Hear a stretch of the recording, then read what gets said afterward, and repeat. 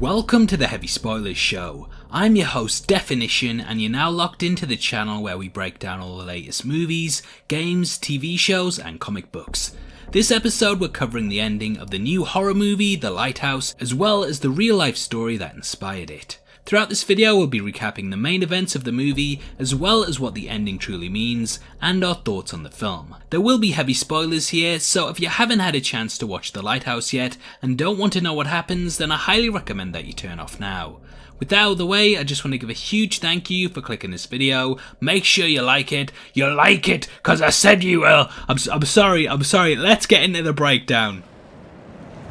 How long have we been on this rock? 5 weeks? 2 days? Help me to recollect. The Lighthouse centres around two characters that have been tasked with manning a lighthouse on a desolate island, located far away from civilization. We watch as both descend into madness and the effects of living in isolation with someone that you come to hate.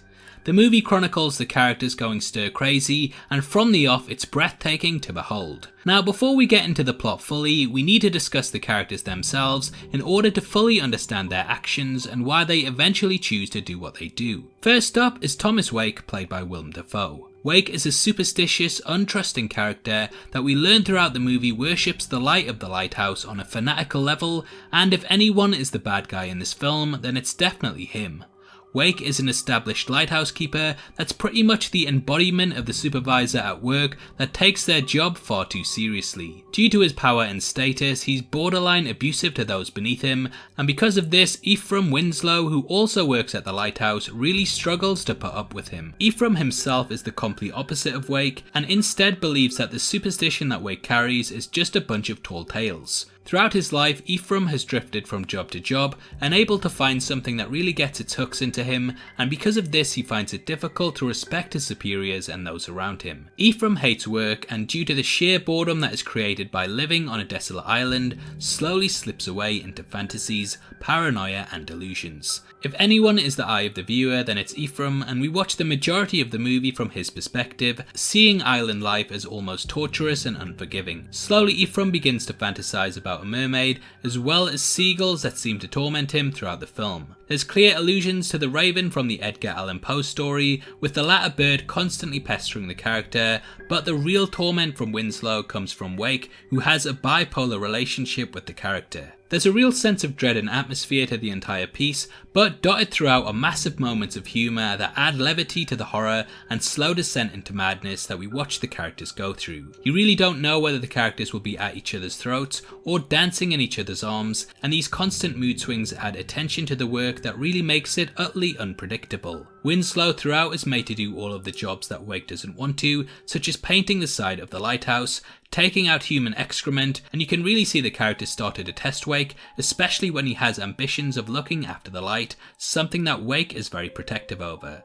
During the movie there are scenes dotted throughout where Wake almost seems sexually attracted to the light, and he worships it like a deity, refusing to allow any others to go near it. Due to his inability to gain access to it, Winslow becomes obsessed with it, and also the only thing in his way, which is Wake. Though Wake on the surface seems to be respectable, there's a far darker side to him, and at about the midpoint of the movie, he purposely gets Winslow blind drunk so that they miss their ride home in the morning. Wake comes across as a very duplicitous character, but this darker side is also reflected in Winslow, who we discover is actually named Thomas Howard, a man that has a bad reputation and has drifted from job to job. Howard stole Winslow's identity after he may or may not have caused his death during his prior work position, and though we don't ever get confirmation of whether Howard is a killer or not, personally I believe that he is due to the events that happen later in the movie. This identity reveal drives a massive wedge between the two, and the surroundings of the lighthouse really add to their paranoia and distrust. Due to neither really being able to tell what time it is, how long they've been there for, how long they have left, and who is hiding what, it's also difficult for audience members to decide who is in the right and who is in the wrong, and because of this the film becomes a spiral into unnerving territory. Now the thing that really sends their relationship over the edge comes in the finale when Howard discovers that Wake has secretly been keeping records on his insubordination, which Howard believes will lead to him being fired for incompetence and therefore not getting paid. Angered by this and the pressure of living together, the two come to blows, and during the fistfight, Wake seems to change his appearance several times. For his final trick, Wake apparently transforms into a man that is half human and half octopus. This is the sea god Proteus, who is the son of Poseidon, that possesses shape-shifting abilities, and if this actually happens, it explains how he was able to take the form of Wake, Ephraim and the mermaid. Now this could all be in Howard's mind, but whatever the case, it's clear that he believes it is happening. The movie from this point really takes on a mystical side to it that has many allusions to Grecian gods, and after Howard manages to kill Wake during a counterattack, he finally gains access to the light. Though we never see what Howard learns from this, it clearly dismisses him, and in the final few moments of the movie, we do get some closure on his fate. In the end, we see Howard wake up on the shore with his body and intestines being picked out by the seagulls that taunted him throughout the movie. This is similar to the Grecian character Prometheus, who stole fire from the gods and gifted it to humans. As punishment, he was put in bondage and had his intestines picked out every day by birds before they grew back the next day, and he was forced to go through the torment again. Similar to Prometheus, Howard wishes to steal the power of the lighthouse for himself, and the entire film can be seen as a metaphor for a power struggle between man and God. Throughout, Howard covets the light but is consistently stopped by his ruler, Wake, who refuses to share the power. Because Howard disobeys this, he is punished similar to Prometheus, and due to time on the island becoming an almost abstract concept, Howard may have to go through this every day for eternity. But what is in the light? Well, when discussing the ending of the film, Robert Eggers, the director, said the following: "When you're looking at that light, you're communing with something that's not human, that's beyond human, that's eternal." So this adds some weight to both characters' obsession with it, and why it eventually drove them to the brink of insanity. They both wanted to be part of a never-ending aspect of the universe, and thus became fixated on it. However, only Wake, the quote-unquote god of the island, had the ability to behold it due to his power, and thus Howard was punished to endless torment because of his inability to stick to the rules. We've seen this motif in multiple myths over the years, whether it be Eve coveting the apple in the Garden of Eden, or Prometheus stealing fire from the gods. Whatever the case, it reminds us that we should be careful what we wish for, because if we manage to get it, there may be disastrous consequences. But what about the real life inspiration behind the movie? Well, I'd be remiss for not mentioning that the film is clearly based on the Flannan Lighthouse disappearances that happened in December 1900. This involved the vanishing of 3 lighthouse keepers who all mysteriously disappeared without a trace. The keepers, made up of Thomas Marshall, James Ducat and Donald MacArthur, were all positioned on Flannan Island to man the lighthouse, but when their relief vessel arrived at the island to pick them up, they were nowhere to be seen.